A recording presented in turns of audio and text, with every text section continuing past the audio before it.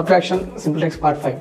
Okay, ఇక్కడ చూడండి different numbers ఉన్నాయి. డిఫరెంట్ నెంబర్స్ వచ్చినప్పుడు ఏం చేయాలంటే ఏదో ఒక నెంబర్ తీసుకుని దాని బేస్ నెంబర్ దగ్గరగా ఉన్న 2 digit number 2 digit number 3 digit 4 digit.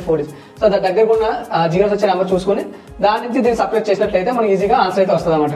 For example first some చూద్దాం. 197 ఉంది కదా, 197 దగ్గరగా ఉన్న నెంబర్ ఇది 100, 200. ఎంత తీస్తే వస్తుంది? 197 3 తీసి వస్తుంది. సో ఈ 200 అనేది మనం దీన్ని సపరేట్ చేయండి, ఎంత వస్తుంది? 300.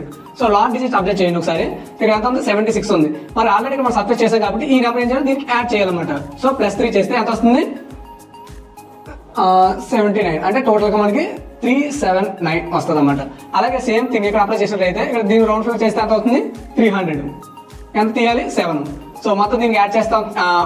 300 ఇందులో తీసేసి 7 యాడ్ చేస్తే ఎంత వస్తుంది? 739. నెక్స్ట్ నెంబర్ చూసినట్లయితే దీన్ని రౌండ్ ఫిగర్ చేసేస్తే 600 వస్తుంది. ఎంత తీయాలి? -4. సో 600కి 800 గ్యాప్ ఎంత ఉంది? 200. సో 200 ప్లస్ ఎంత యాడ్ చేయాలి? +4. దేనికి? 45కి. సో 49 = 249. సో లాస్ట్ ప్రాబ్లమ్ మీరు సాల్వ్ చేసి కామెంట్ బాక్స్లో కామెంట్ చేయండి. Thank you.